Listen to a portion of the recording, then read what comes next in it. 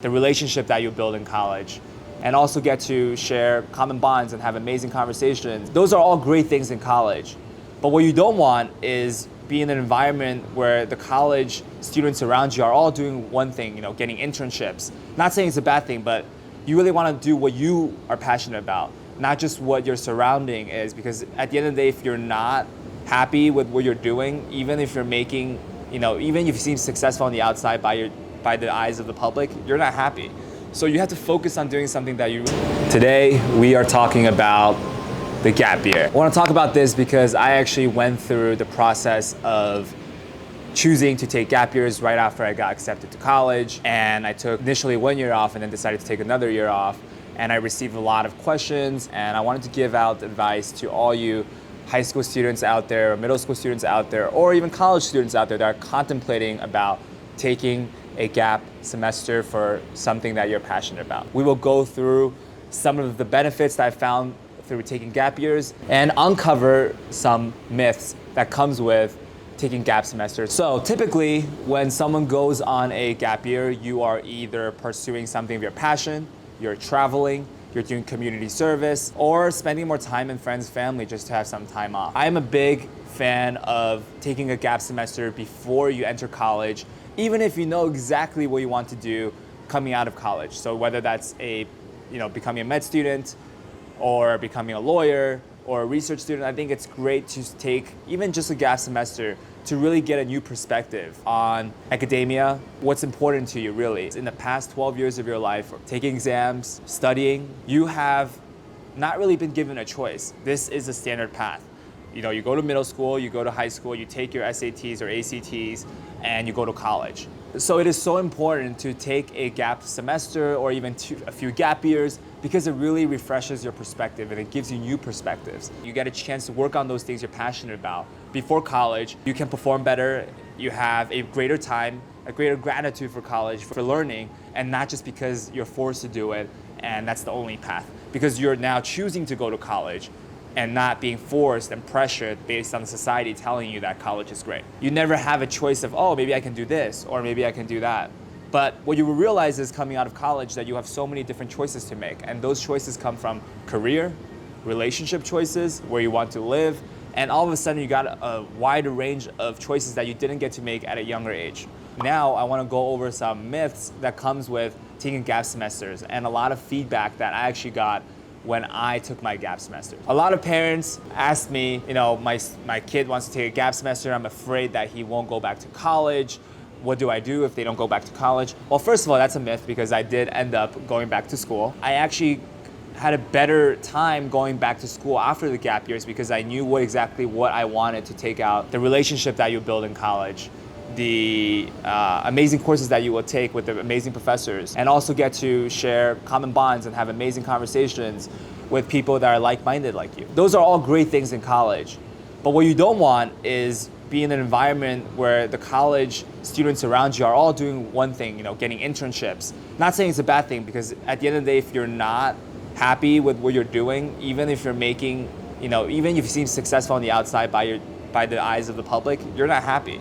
So you have to focus on doing something that you really truly enjoy. In my experience, if I did not take my gap years and went to Penn right away, I would be peer pressured to go into investment banking, consulting, or going for engineering for a tech job. Not saying any of those things are not good, but those things were not for me because I truly wanted to create projects myself, make that impact in a startup environment and build it with team members, friends, and in different places. And that's what I loved. So during those gap years, I was able to cultivate all my interests to be entrepreneurial. Even if I didn't succeed, I would be very happy to have that experience during the gap semesters and then go back to college, so I will take more classes, focus on my goals in that area. By having that perspective, you really get a chance to explore your interests and be happy about that. So it is absolutely a myth that you will not go back to college. I would say you rather have that gap semester, find your passion, and be really happy about what you're doing, rather than saying, hey, I have to go to college and that's what's important. Because happiness comes from the passion that you have and building that passion. So college is not for everyone, but if you're planning to go to college, I still think a gap semester is the perfect way to do it. So for students that have accepted an offer and then decided to take a gap semester or gap year, they are as likely to go to college as someone who's accepted offer and went right away. So that just to show you that just because you're taking gap years after you accepted an offer does not mean that it will make you less likely to want to go back to college. Myth number 2, a lot of students think that by taking a gap semester or gap year, you're less likely to succeed in college by getting a better grade. But statistics actually show that you are as likely, you do as well as those who don't take a gap semester. The only difference is that you might be a year or two older than the average population. But then again, the gap semester, the whole goal of the gap semester is so that you don't think that the standardized way is the way. You don't have to do what 90% of people are doing. You have to do things that make you fulfilled.